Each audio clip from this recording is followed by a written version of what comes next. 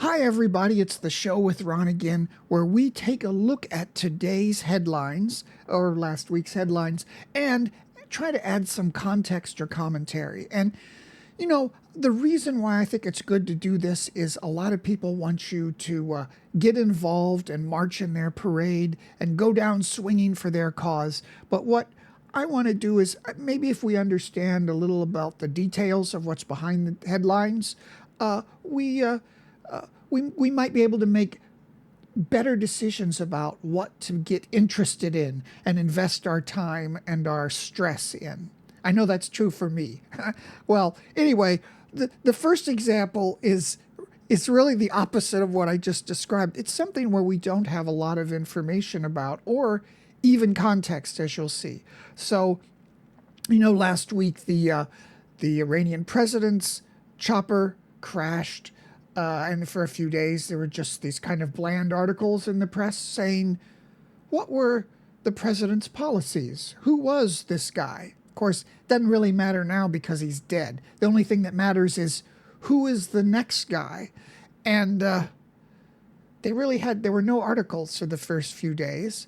And I wondered that. I'm not interested in what the old guy's policies are. I want to know what the change is. So I looked around. Just about everything that was online was summed right here. He was a guy. He ran some businesses for the Revolutionary Guard in Iran, which is in a lot of these kind of autocratic countries. There's a military cabal that kind of sucks up all the business and power. So he ran some of those businesses, and he was in with all these kind of hardliners. They really don't know anything about him. He was sanctioned for a short time. Then they didn't sanction him, and they sanctioned him again. He went to Russia. They really don't know much about him. And finally, there was an article here. Here's a Washington Post just earlier this week. Really doesn't have any information that wasn't in Wikipedia. What are his policy positions? Really, they don't say anything. They just say he was sanctioned again. This cribbing stuff that comes out of Wikipedia, maybe. He went to Moscow. Oh, that's terrible. So, and then about the presidential succession, which would have to have some kind of election. But it is interesting. This is an interesting point of how opaque this process is. How opaque things are in other countries that are adversaries of the West that we know very little about. And I also thought it was funny how the media is saying things like these articles about what do we know about the president who was killed in the crash, which is not of use. We want to know about the new guy, but they didn't know about the new guy. They probably still don't. Maybe nobody does. So the article that should have been written was what I'm saying right now. Isn't it fascinating how obscure and opaque these super important people are to the world peace right now, and the media, we as citizens cannot be really fully informed. So anyway, that's something we can add a lot of context or commentary to. So let's go on to this. When Trump came into power in 2016, I was you have certain concepts about your own country, and I didn't think there were that many right-wingers or people who would come out and, share imagery from Germany in its dark days, but apparently there are. Maybe it's the internet that allows everybody to have a voice and almost be seen as equal sometimes. And that's the concept that, at any time in history, there's always going to be some radical people who want to kill everybody, but they're always there. You just don't hear about them normally. But on the internet, those obscure or outlying voices can be heard. So here we have not really Trump, but his team or on his media account using this terminology from Germany's dark days. And of course, Biden made a comment about it. it is a strange thing to, and this time during the election, to be speaking to the extreme parts of your party, the very far right, because we have the concept, normally in the U.S., or it has been for a few decades now, you want to appeal to the middle, capturing the middle, they call it. So what is really behind this kind of, this is, to me, even if you're a person who really supports Trump, I would say you'd have to criticize this sort of unforced errors, foolish mistakes. You're a politician. You can't post dumb things like this online. Maybe it is all part of the internet age where people have to say something or do something outrageous to get an opinion out of people. But I would expect at this time, we're here in May, and the election is in November. Typically, politicians have to really cater to public opinion, and they have to capture the middle. Way back, this has been for 4 decades now, George H.W. Bush, early 90s, he's a Republican, and we just came out of an era of 2 terms of the Reagan administration, kind of a tough, business-minded, not a lot of stuff maybe done for the poor. So George H.W. Bush comes in and says, we want a kinder, gentler country. And that's what he stands for. That's his way of saying he's going to move to the middle and have some the more socialist policies that the U.S. integrates in to kind of tamp down the desire of far left people who want socialism. Every time that's happened, the U.S. has just integrated those policies into its support system. So he said that. Then Clinton came in after that in the 90s, and the thing there, Clinton's election gurus figured out this idea of soccer moms.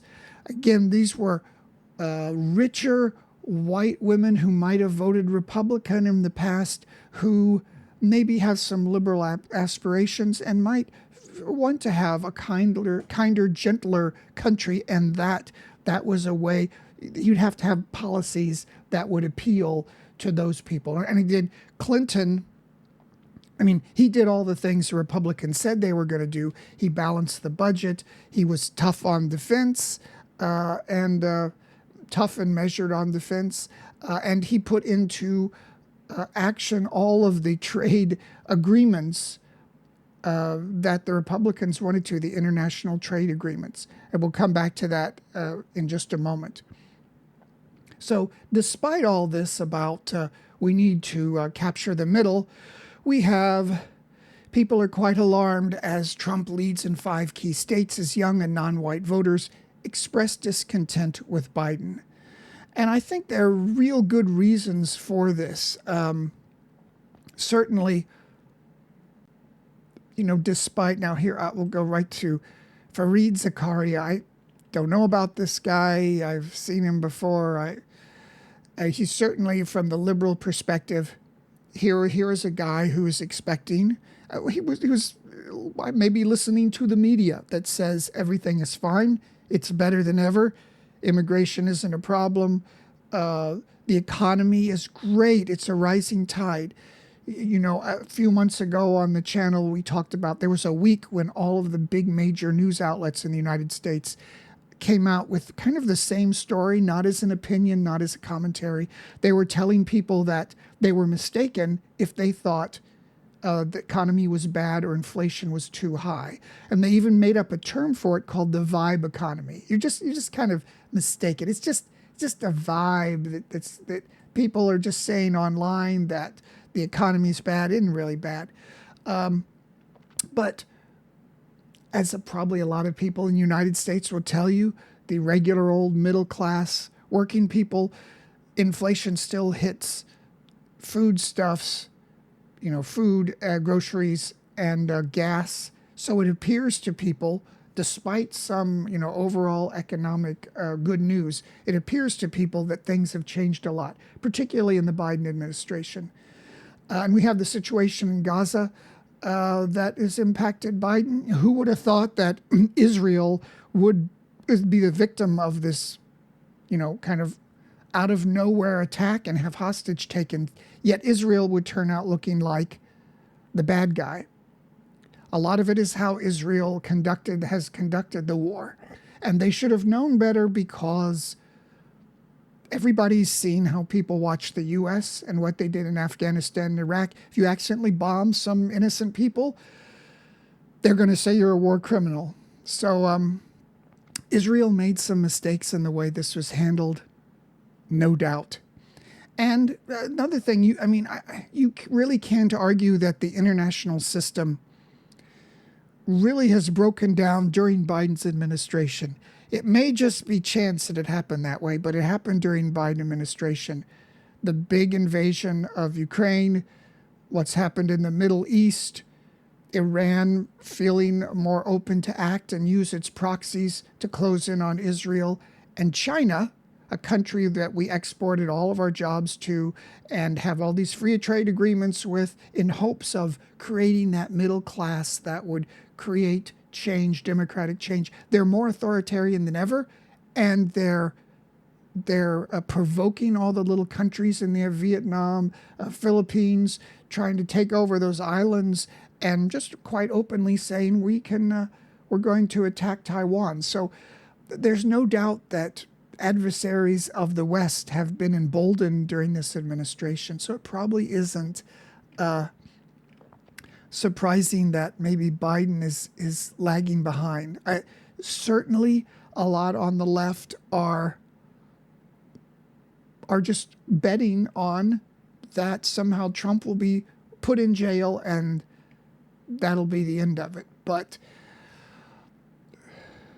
certainly the Democrats must not underestimate real issues that people look at beyond these screaming headlines. So here we got Reaganomics is on its last legs. This is quite an amazing thing. This article is about those free trade agreements. So in the 80s, the Republicans changed the narrative to internationalism, free trade agreements, tariff cuts with other nations, and the general argument about this was that by doing that, we allow the whole world economy to evolve in a natural way. That is, each country can focus on what it does best and then import the rest from another country that does it better and cheaper. And this whole process will create a middle class in some of these evil countries, authoritarian, totalitarian, autocratic countries.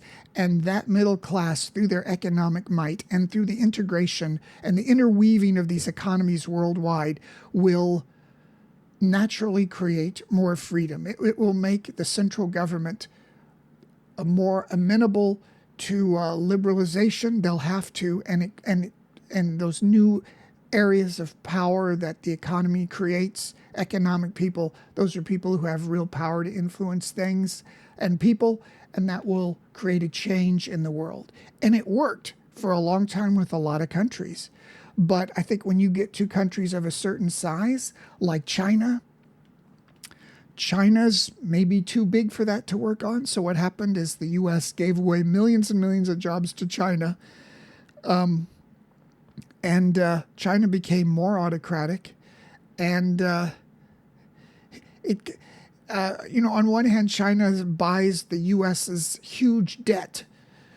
It's $34 trillion debt, invests that money into that. But on the other hand, it's used this money from selling all the things to America to come back and threaten America. And it's, starting to expand in the region and threaten Taiwan, this sort of a thing. So this article explains that really Trump was the trendsetter here when he ascended to the presidency, and There was a paper that's showing that free trade with China cost more than 1 million American manufacturing jobs, plunged factory towns across the U.S. into ruin, a phenomenon known as China shock. So the Trump administration started to put tariffs on China, and that's how amazing. I mean, if you know how the Republicans have been the last 40 years, that's a big change, and does show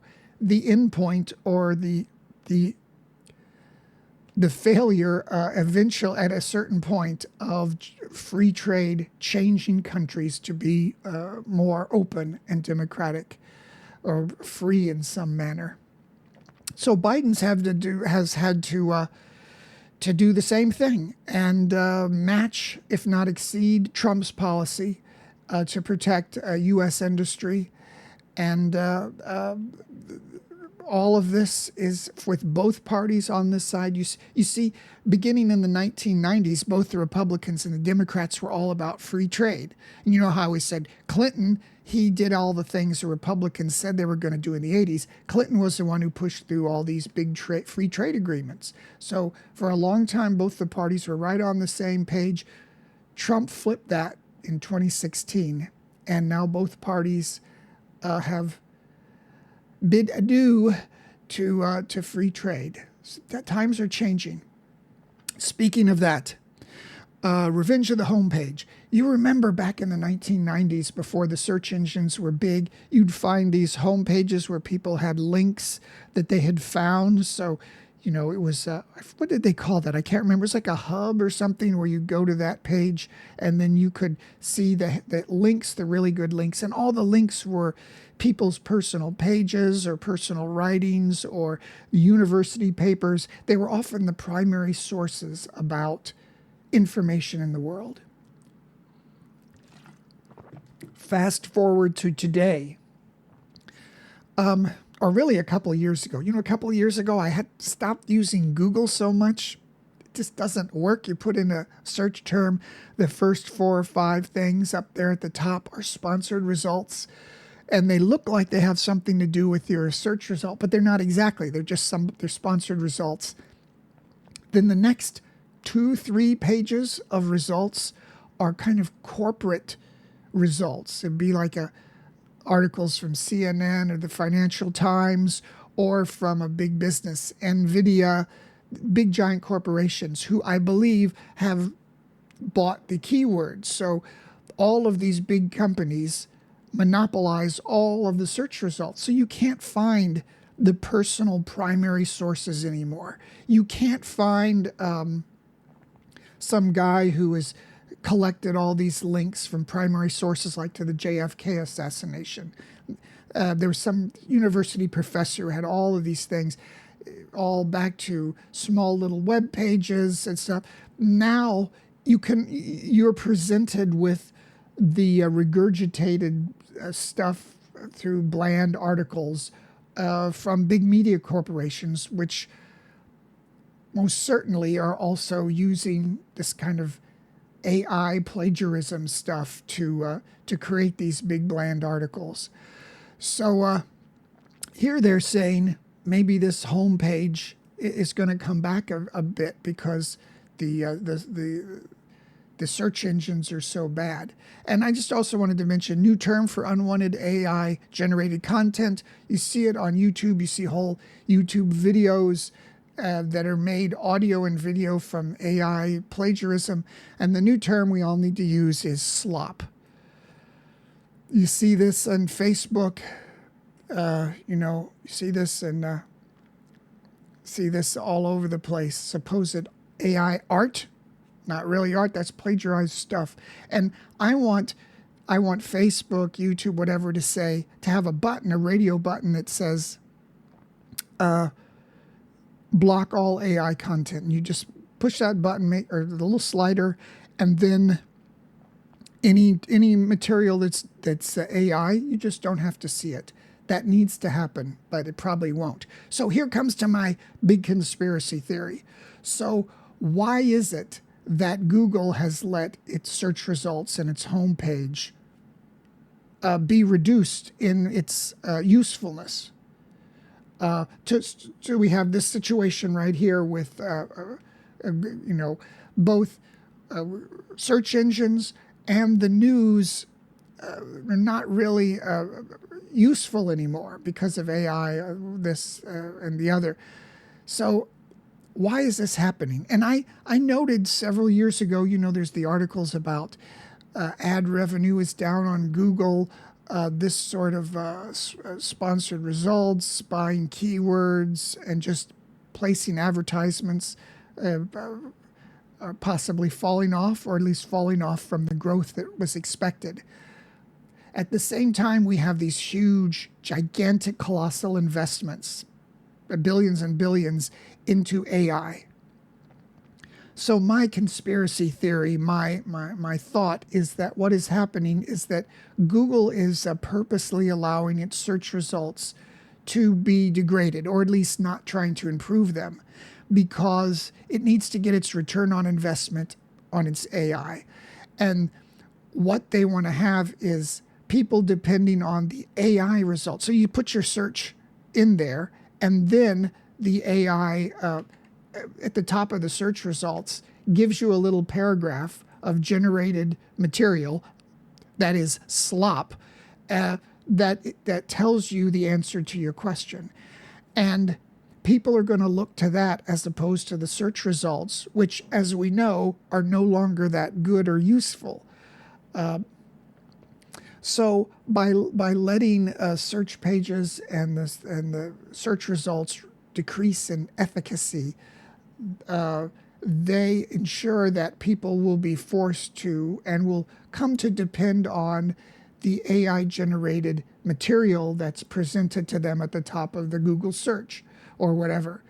And this way, people don't have to ever even leave the Google site to some other, a web page where they might be told something else.